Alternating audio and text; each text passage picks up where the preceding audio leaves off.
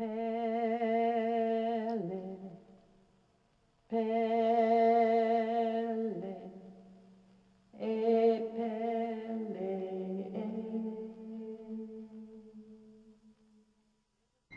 There was a time in the mysterious past of these islands when the very air was peopled with the spirits of the departed, and a thin veil divided the living from the dead, the natural from the supernatural, and mortals were made the sport of the elements and the playthings of the gods.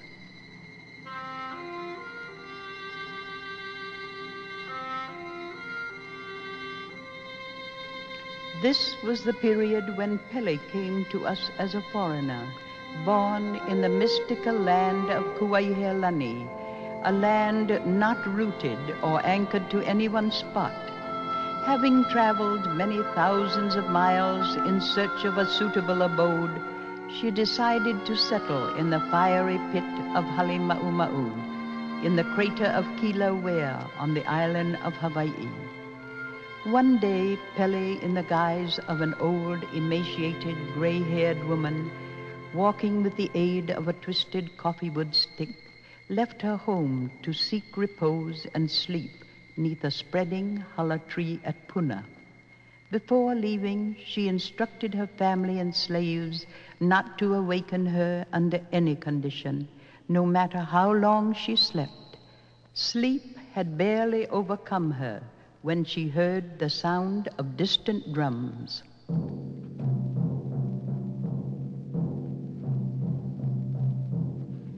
Pele's curiosity was aroused, and assuming her spiritual form, she resolved to follow the sound. Leaving her slumbering earthly body, Pele mounted the air and proceeded in the direction of the sound.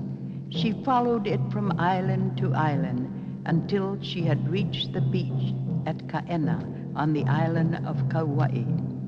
Hovering over the place unseen, she observed the mysterious drum was a pahu, a dance drum beaten by Lohiau, the handsome young prince of Kauai. Lohiau was noted for his lavish entertainments, participated in by the most noted and beautiful women of the island. Assuming the form of a woman of great beauty and grace, with every feminine charm at her command, Pele suddenly appeared before the festive throng.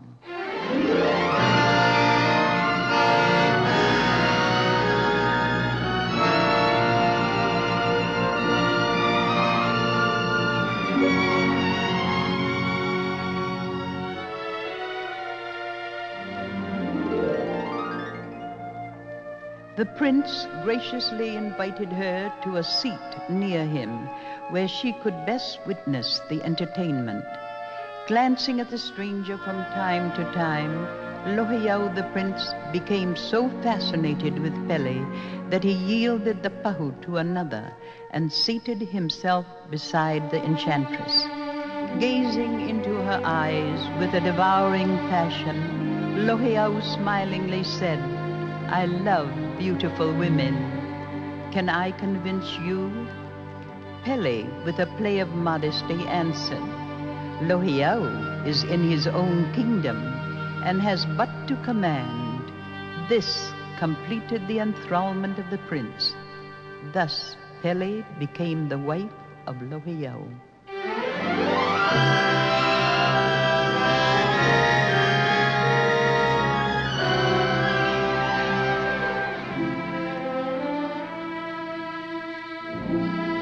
For a few days they loved and lived so happily together that life seemed a dream to the prince. But the time came for Pele's return to Puna. Pledging him to remain true to her, she left with vows of affection and the promise of a speedy return. Pele mounted on the wings of the wind and was wafted back to the shores of Puna and shade of the spreading hala tree. There, her spirit entered her slumbering earthly body, and she returned home.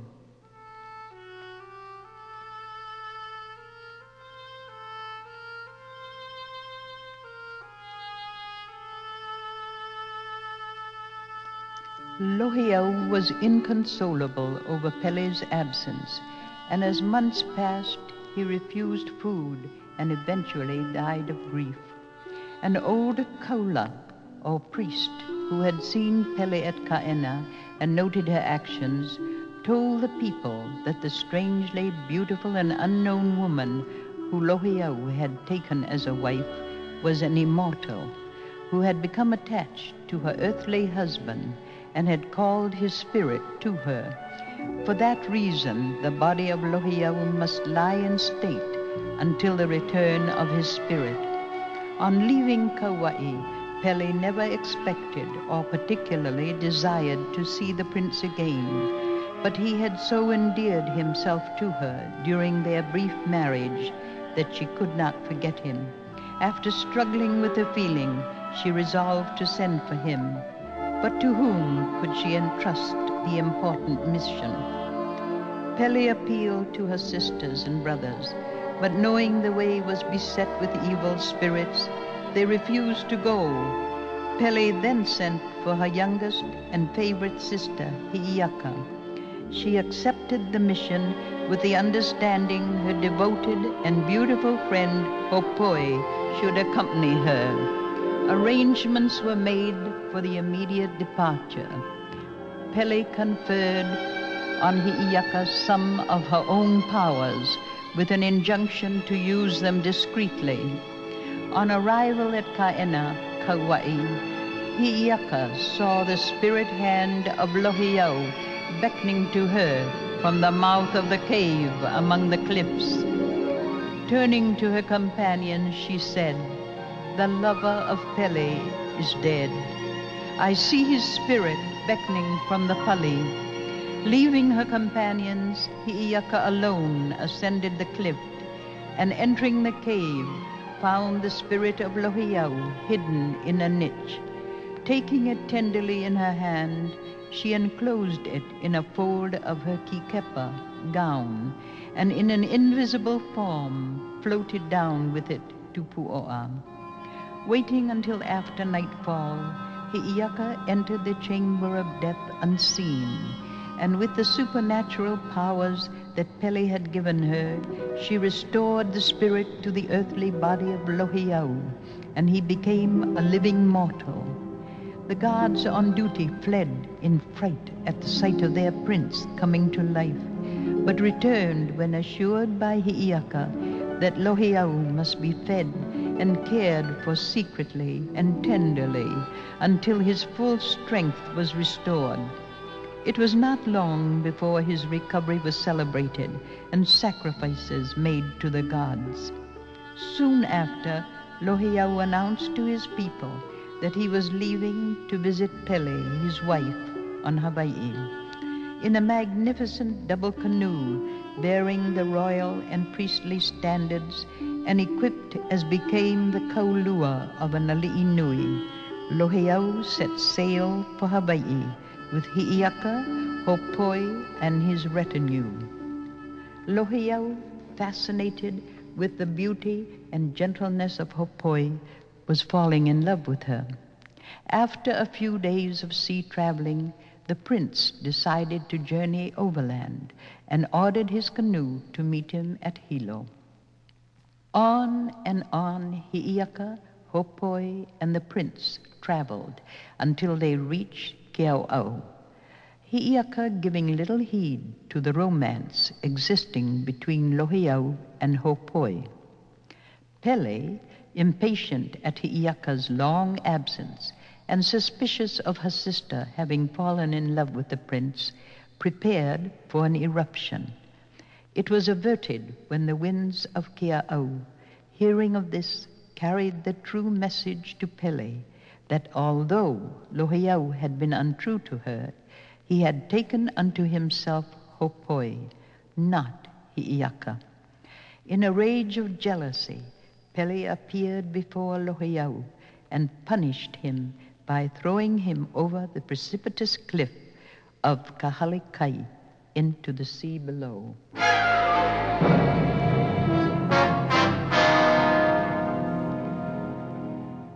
Lohiau called continuously to Hopoi from his watery grave, and Hopoi tried to appease him by casting lehua blossoms to him, but of no avail. Grief-stricken, Hopoi threw herself over the cliff. The lovers were immediately transformed into two huge rocks. At low tide, Hopoi and Lohiau, to this day, can be seen in the sea off Kahalekai, lying side by side. Prince Lohiau was Pele's one and only love. In her jealous rage and punishment of Lohiau, she had killed his spirit and earthly body at the same instant, losing her lover forever. Upon Heiaka's return, a consultation was held in the crater by all the gods under the watchful eyes of the 7 rainbows. Pele announced that she was again free and could assume her former role of their fire goddess, and as such reign supreme over all her domain. The preparation of a great eruption began.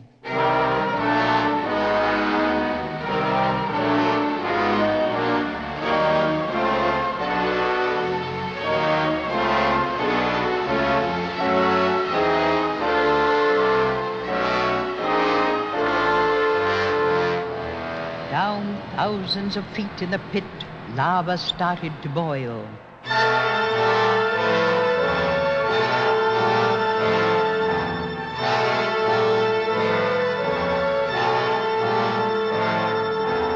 The land about began to tremble.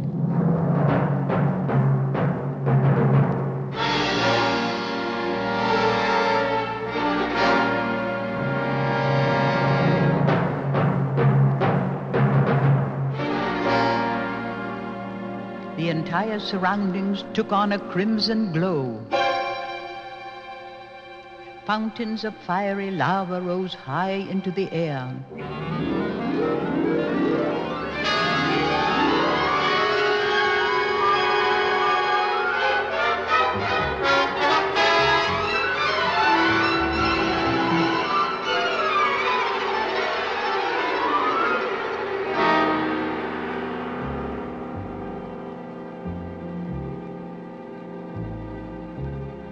Those who were present whispered in awe, "Aiya Pele, there is Pele."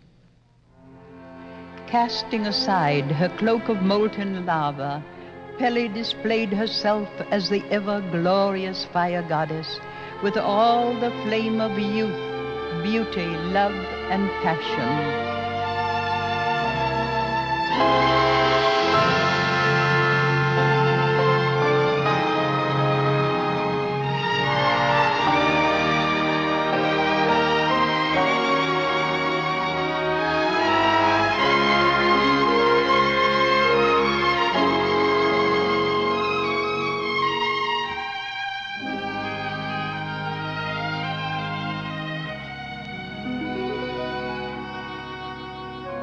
In this fantastic setting, Pele knows all.